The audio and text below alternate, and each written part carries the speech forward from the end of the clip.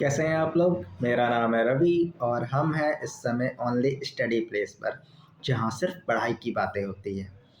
पिछले क्लास में हमने सेट के बारे में समझा था। सेट और कलेक्शन से जुड़ी जानकारियां हमने लिया था। आज उस पर कुछ क्वेश्चंस देखते हैं। क्वेश्चन है, which of the following collections are set, justify your answers. इनमें से बताना है बेसिकली कि कौन कौन से सेट्स हैं और कौन कौन से सेट्स नहीं हैं। तो पहला क्वेश्चन है, अ collection of all natural number less than 50। तो अगर मैं इस पे बात करूं कि अ collection of all natural number means क्या होगा, 1 2 3 up to dot dot dot dot 49 तक। लेस देन 50 मतलब 49 तक, और ये सभी के लिए सेम रहने वाला है। इसका मतलब ये क्या है, सेट होने वाला है।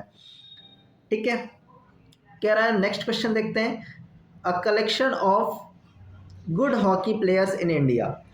अब पूछ रहा है कि अच्छे हॉकी प्लेयर्स का कलेक्शन जो होगा क्या वो सेट के अंदर आएगा। तो देखिए, हर किसी के लिए अच्छे प्लेयर अलग अलग होंगे, सबके लिए सेम तो होंगे नहीं। तो इसका मतलब ये कलेक्शन तो होगा लेकिन ये सेट नहीं होगा, क्योंकि हर किसी के लिए सेम नहीं है। तो यहाँ से इसका आंसर हो जाएगा नहीं, ये सेट नहीं है। नेक्स्ट क्वेश्चन देखते हैं, कह रहा है the collection of all the girls in your class. तुम्हारे क्लास की जो लड़कियां हैं उनका कलेक्शन सेट के अंदर आएगा या नहीं।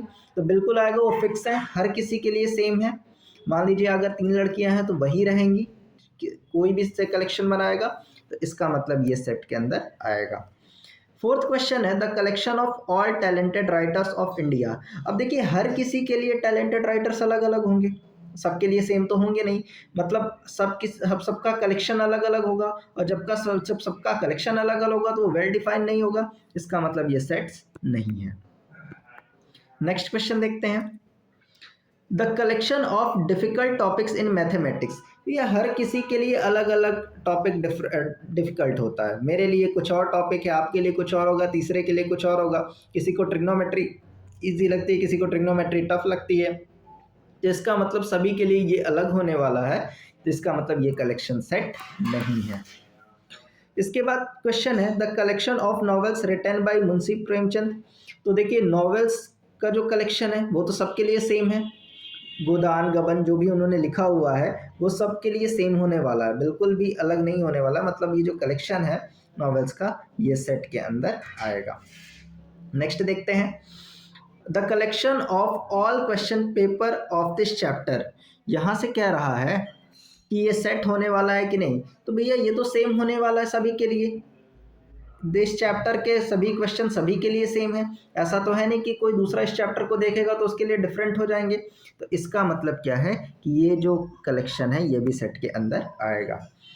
इसके बाद कह रहा है, the collection of all months of the year beginning with letter J. कौन सा होगा। बेसिकली अगर मैं बात करूं तो क्या होगा, जनवरी होने वाला है, जनवरी, जून और जुलाई, यही होने वाला है। और तो मुझे लगता नहीं कि कुछ होने वाला है। और सभी के लिए यही होगा। ऐसा तो है नहीं कि मेरे लिए ये है और किसी दूसरे के लिए दूसरा होगा, तीसरे के लिए तीसरा होगा। यही 3 होगा। तो इसका मतलब ये कलेक्शन सेम है सभी के लिए, ये सेट के अंदर आएगा। नेक्स्ट क्वेश्चन देखते हैं, a collection of most dangerous animal of the world. हर किसी को अलग अलग एनिमल डेंजरस लगता है। किसी को सांप से डर लगता है, किसी को बिच्छू से डर लगता है, किसी को शेर से लगता है। तो इसका मतलब इसका कलेक्शन हर किसी के लिए अलग अलग है, मतलब ये सेट नहीं होने वाला। The collection of prime integers. तो प्राइम इंटीजर्स तो सभी के लिए सेम होगा, ऐसा तो है नहीं कि हर किसी के लिए अलग होगा। प्राइम इंटीजर सभी के लिए सेम होने वाला है, मतलब ये वेल डिफाइन होने वाला है, और सभी वेल डिफाइन कलेक्शन सेट्स के अंदर होते हैं।